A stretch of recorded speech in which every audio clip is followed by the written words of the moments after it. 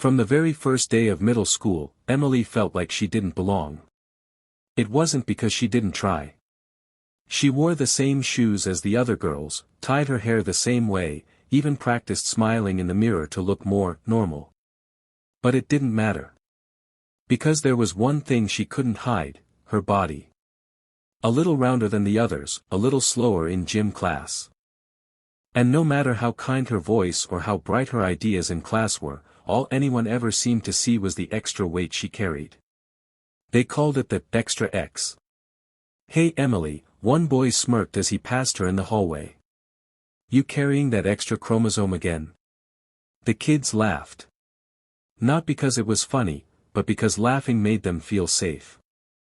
As if mocking someone else meant they couldn't be mocked themselves. Emily said nothing.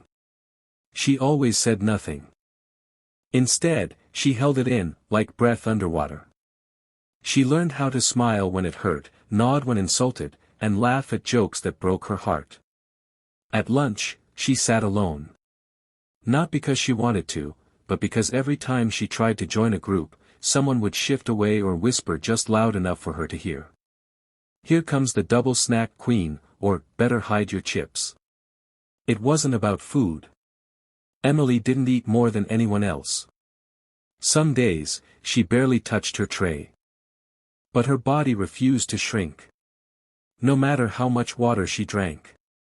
No matter how many vegetables she forced down. No matter how many nights she cried herself to sleep, begging her body to change. Her parents tried to help, in their own way. Her mom bought low-fat yogurts and suggested walks after dinner. Her dad avoided the topic completely, thinking silence was better than awkward questions. But neither of them knew the whole truth. Not even Emily did. Because behind the teasing, behind the weight, behind the extra X, there was something else.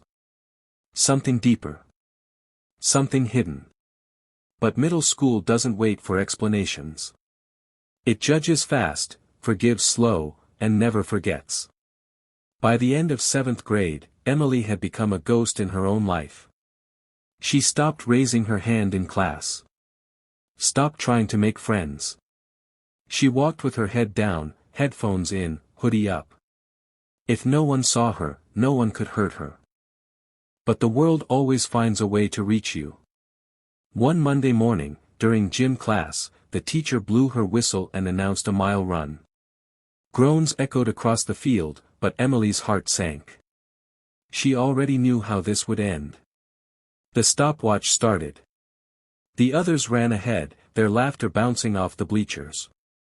Emily jogged, then walked, then stopped. Her legs ached, her chest tightened. The heat pressed against her skin like a punishment. And just as she reached the halfway point, her vision blurred. Everything spun. And then, black. When she woke up, she was in the nurse's office. A cool cloth on her forehead. A plastic cup of water shaking in her hand.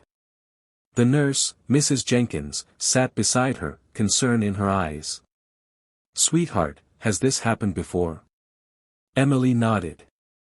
"Once. Twice. A few times in private, when no one was around to see." The nurse leaned closer. "Emily, I think you need to see a doctor. It's not just exhaustion. It could be something medical." Emily hesitated. A part of her felt scared. But another part, the tired part, the part that carried every cruel word and every sleepless night, that part whispered, "Maybe now someone will finally see." That evening, her mom made the appointment. A week later, the results came back. Emily wasn't just overweight. She had a rare hormonal disorder. One that caused her body to retain fluids, slow metabolism, and swell without warning. It wasn't something a diet could fix.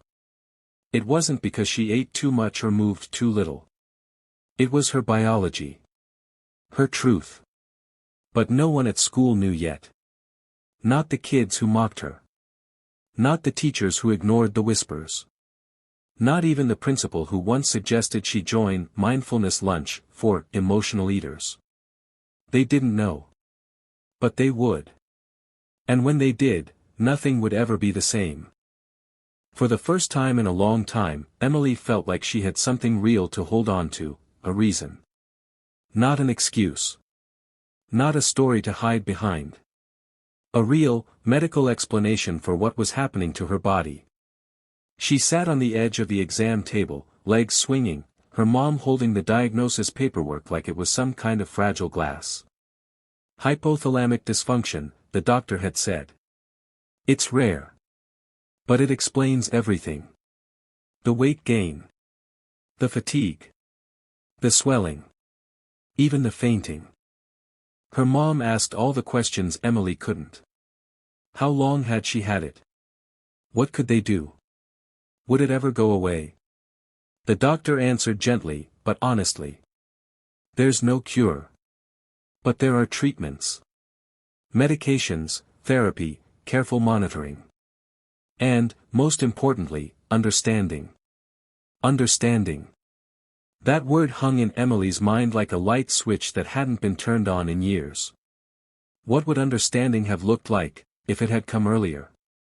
Before the jokes. Before the shame.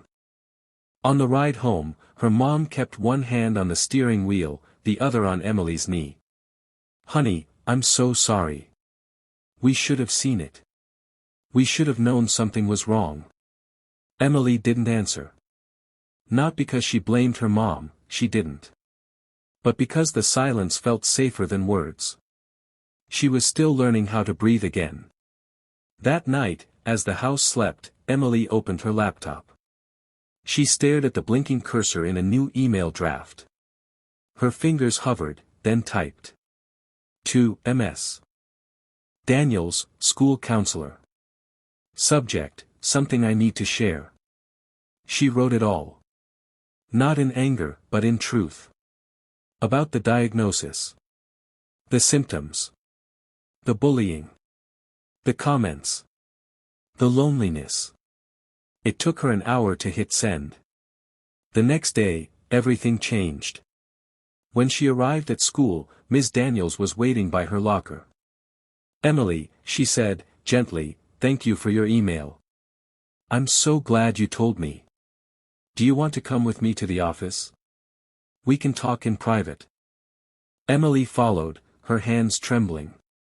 She expected questions, maybe even disbelief. But Ms. Daniels just listened. She nodded. Took notes. Then said the one thing Emily never expected to hear, we'll make this right. Later that week, the principal called an assembly. No names. No targets. Just a message.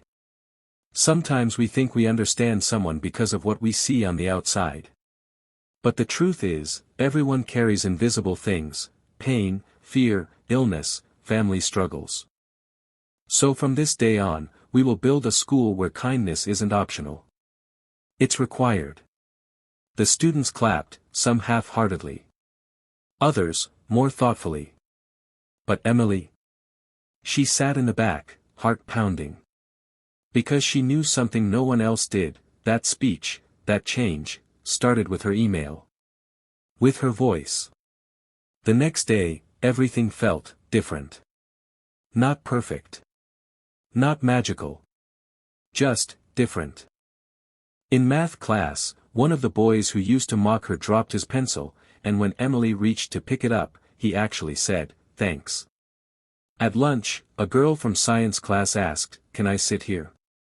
And during gym, the teacher handed Emily a modified exercise plan and said, take your time. Your health comes first. It was like the world had shifted a few degrees. Still turning. Still imperfect. But finally, beginning to face the sun. And yet, there was one moment Emily hadn't been ready for. As she walked through the halls between periods, she heard a whisper behind her. Did you hear? She has some kind of illness. That's why she looks like that. It wasn't cruel. Not exactly. But it still stung. Emily turned. Two girls stood by the lockers, half guilty, half curious. She looked at them. really looked. And instead of walking away, she walked toward them. "Yeah," she said quietly.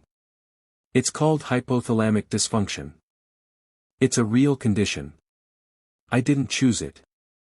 But I'm dealing with it." The girls blinked. One nodded. The other muttered, "I didn't know. I'm sorry." And just like that, the fear cracked. Not shattered. Not vanished. But cracked enough for hope to slip through. Emily learned something that day. That courage wasn't loud. It wasn't standing on a stage or yelling over a crowd. Sometimes, courage was a whisper. A step forward. A moment of truth.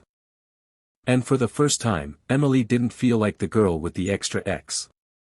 She felt like a girl with a voice. And that voice, soft, steady, growing stronger, was only getting started. It was strange how quickly people changed their behavior, or at least pretended to. After the counselor's talk and the principal's speech, Emily's days became quieter. The snickers stopped. The side-eyes faded. People began saying, "Hi," in the hallway, even if they still didn't know how to look her in the eye. But with the silence came a new kind of loneliness. Emily didn't want pity. She didn't want to be the girl everyone walked on eggshells around. She just wanted to be seen, really seen, not through her diagnosis, not through her body, but through who she was. And that was the hardest part. Because now, everyone seemed afraid to say the wrong thing. Like she was made of glass. They no longer mocked her. But they didn't really talk to her either. Until one day, she met Lily. It started in the library. Emily was curled up in a beanbag chair, rereading one of her favorite novels, when a voice broke the quiet. "That's my favorite book." She looked up. A girl with deep brown curls and oversized glasses smiled at her, holding the same book in her hands. Emily blinked. "Seriously?" "Seriously," Lily said, sitting down across from her. "I've read it like 6 times. The ending always gets me." Emily nodded. "Same. I cry every time." That was it. One sentence. One connection. One crack in the wall Emily had spent years building. They started meeting at lunch, not out of sympathy, but because they made each other laugh.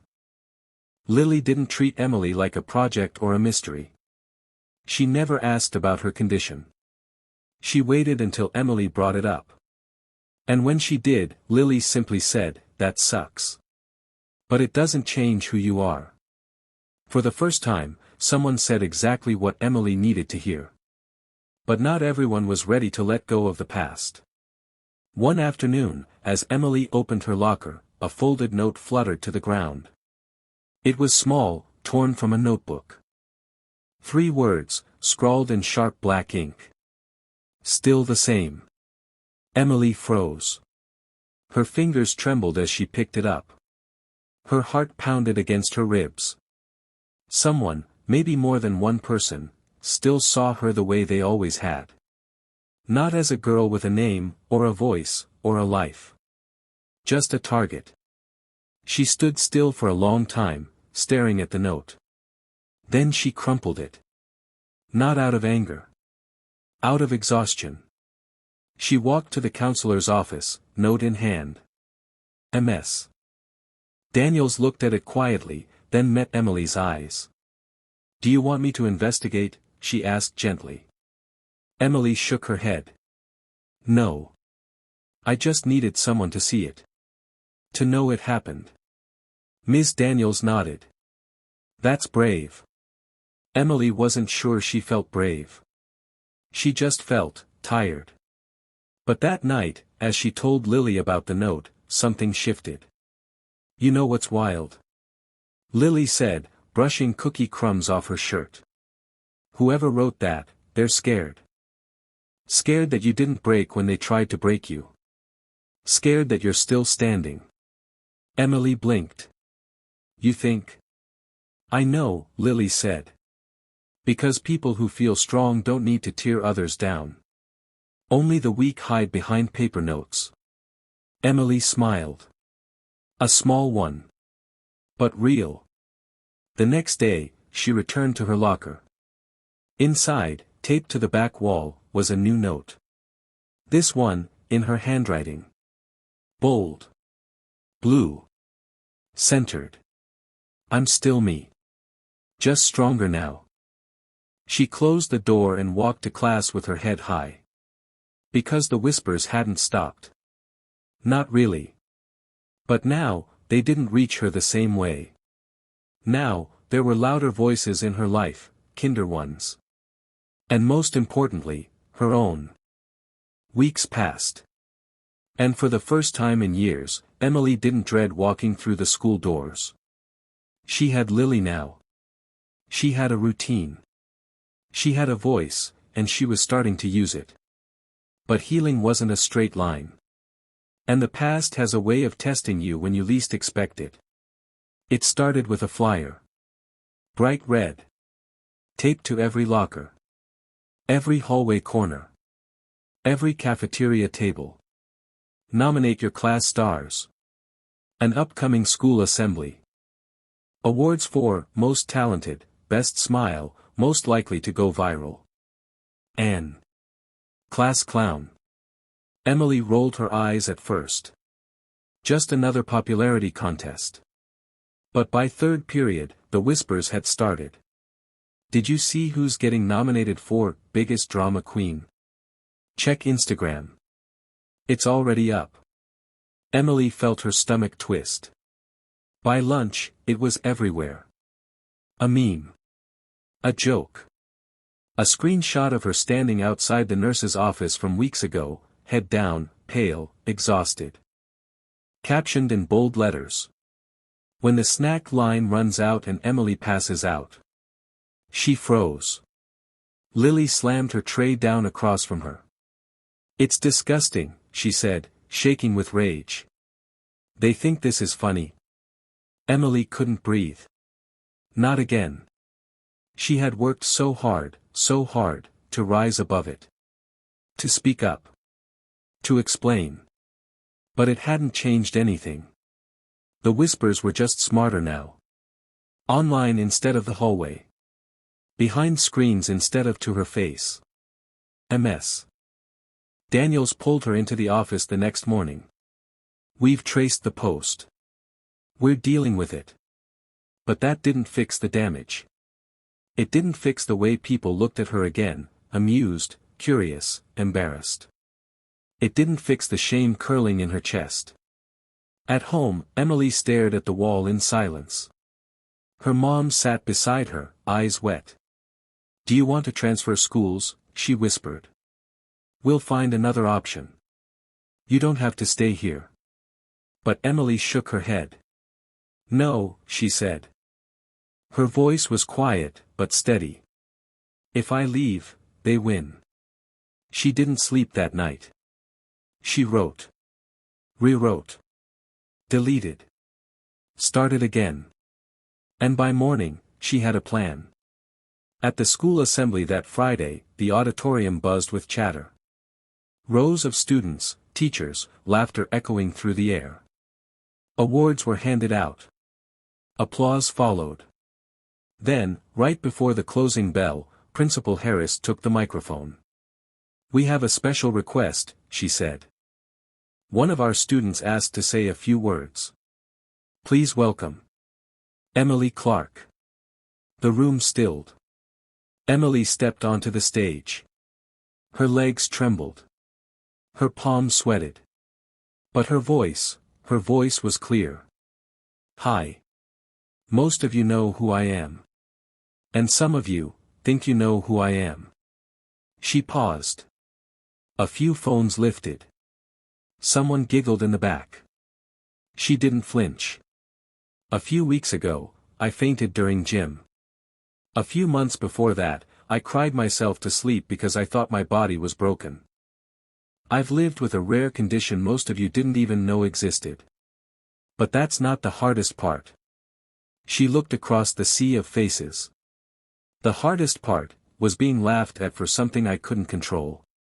Being treated like a joke. Being turned into a meme. The room went quiet. No giggles now. I'm not here to make anyone feel bad. I'm not here for pity. I'm here because I realized something. Shame only survives in silence. And I'm done being silent. She took a breath. I have a condition. I also have a name. A brain. A heart. A story. Just like every one of you. So the next time you see someone who looks different, who walks differently, who speaks or dresses or eats in a way you don't understand, maybe ask why, instead of laughing. She stepped back. Silence. Then, clapping. One person. Then two. Then the whole auditorium. Not a standing ovation. Not fireworks. But real, raw, steady applause. And somewhere in the crowd, the same boy who once called her double snack queen lowered his head. Emily walked off the stage, not with pride, but with peace. She hadn't come to fight. She had come to free herself. And she did. Because sometimes, the bravest thing you can do is tell the truth, even when your voice shakes. The speech changed something. Not overnight. Not completely. But the next Monday, when Emily walked into school, the air felt lighter. People didn't just avoid eye contact now, they looked at her. Some smiled. A few nodded. Others just moved aside in the hallway, not out of fear or awkwardness, but respect. Even the whispers had changed their tone. She really said all that? Yeah. I had no idea she was sick. She's actually kind of brave. But Emily didn't want to be brave. She just wanted to be normal. Still, there was one person she hadn't heard from. One person who hadn't said a word since everything happened. Madison Pierce. Perfect hair, perfect friends, perfect everything. She wasn't the loudest bully, never called Emily names directly. But she was the one who started the jokes. The one who laughed first. The one who stood back and let others do the damage for her.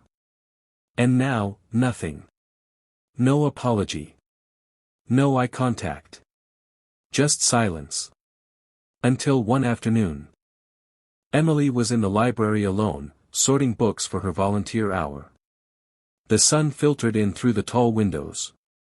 Quiet. Peaceful. Then a shadow appeared beside her.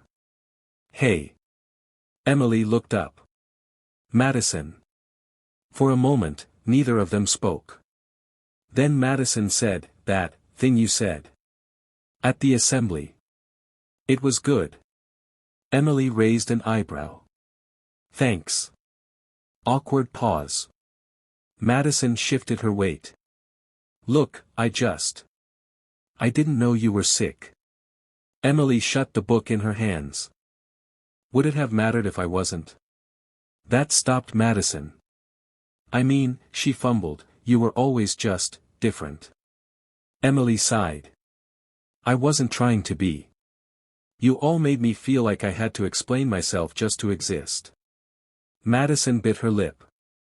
Her face flushed, from guilt or shame, Emily couldn't tell. Then came the twist. "My sister," Madison said quietly, "was diagnosed with Crohn's disease last year. She missed 3 months of school. Lost a lot of weight. People started rumors. That she was anorexic. That she wanted attention." Emily blinked. "I didn't get it," Madison continued. "Not until it happened to someone I cared about. And then I remembered you. The jokes. The stuff I laughed at. And I realized, I was one of those people." Silence. Not angry silence. Not dramatic. Just, honest. Madison looked down. "I'm not saying sorry to clear my conscience. I am sorry. And I hope someday, you'll believe I mean it." Emily's heart beat loudly in her chest. She could have said something cruel. Something powerful. Something to make Madison feel what she'd once felt. But she didn't. Because the truth was, she did believe her. And that belief felt heavier than revenge. "I believe you," Emily said softly. "And thank you, for telling me about your sister." Madison nodded. "She's doing better now. But it changed everything." "I get that," Emily said. "So did mine. They weren't friends after that." "Not really. But something invisible passed between them, understanding." The next few weeks brought other changes too. The school launched a new project, Voices Unseen, a campaign where students could anonymously share their invisible struggles on a wall in the main hallway. "I have anxiety. My dad's in rehab. I haven't eaten lunch at school in months because I'm afraid." One by one, the notes covered the wall. Emily stood in front of it one morning, heart pounding, and added her own. "I almost gave up because I thought no one would ever see me beyond my body. But now, I know, someone always will." She stepped back. And beside her, Lily slipped her hand into Emily's. No words. Just warmth. Truth. And peace. Emily never became most popular. She didn't go viral or win a school award. But something better happened. She became known. Not for her weight. Not for her condition. But for her courage. And slowly, the school changed with her. Spring arrived gently. The halls of the school filled with light again, real, golden light from windows finally freed of frost. And with it, a sense of something new. Emily felt it too. She no longer walked with her shoulders hunched. She didn't hide her face behind books or her body beneath oversized hoodies. She didn't need to. Because now, she had reclaimed something bigger than confidence. She had reclaimed herself. But one more moment waited for her. One more truth the school hadn't fully heard.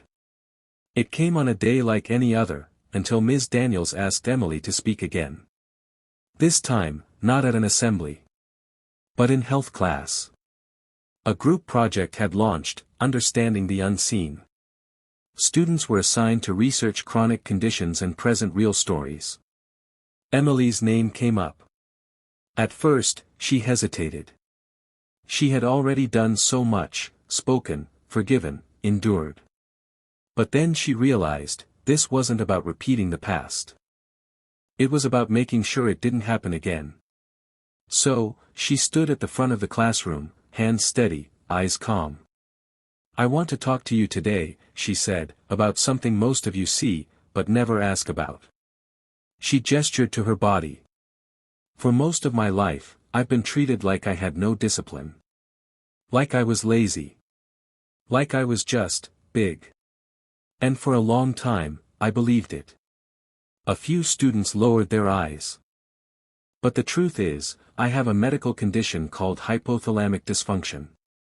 It affects the part of my brain that controls hormones, appetite, metabolism. My body doesn't respond the way most bodies do. It holds weight. It holds stress. It holds pain." She paused. "I didn't get this from overeating. I didn't let myself go. I didn't choose this. But I spent years being punished for it anyway." Silence. Real silence. No whispers. No giggles. Only listening. "My condition was invisible. But your words weren't. The jokes. The glances. The assumptions. They stuck to me, heavier than any number on a scale." She looked around the room, each face reflecting something different: regret, recognition, respect. "And I'm not telling you this so you'll feel bad," she said, her voice softening. "I'm telling you this because I want you to remember something every time you meet someone new, someone different." She stepped closer. "Don't judge their story by the chapter you walked in on." The bell rang. But no one moved. Until someone clapped. Then another. And soon, the entire class stood, not out of obligation, but out of understanding. Later that day, a poster appeared near the Voices Unseen wall. A student-designed tribute. In the center, a silhouette of a girl. Around her, phrases written in bold, hand-drawn letters. I am not my diagnosis. Strength wears all sizes. See people, not assumptions. Invisible doesn't mean imaginary. And at the very bottom, in blue ink, the words. Inspired by Emily. She didn't cry. She smiled. Not because everything was fixed. But because something had healed. And it wasn't just her. It was the school. The culture. The way people looked at one another. That afternoon, Lily caught up with her at her locker. Hey, she said. You've kinda become a legend. Emily laughed. That's weird. A good weird, Lily grinned. You made people feel again. Emily closed her locker and looked around, at the kids chatting, at the wall of notes, at the little moments of kindness that now lived where cruelty used to hide. And then she said something she'd never said out loud before. I'm proud of myself. Not because she was perfect. But because she stood tall when it would have been easier to shrink. She spoke truth when silence would have felt safer. She forgave when bitterness begged to stay. And that was her real strength. Not in her weight. Not in her diagnosis. But in her choice to be human when others forgot how. The moral was simple. You never really know what someone's carrying, inside or out. So choose kindness. Always. Because the body is only one story. And the soul is the rest.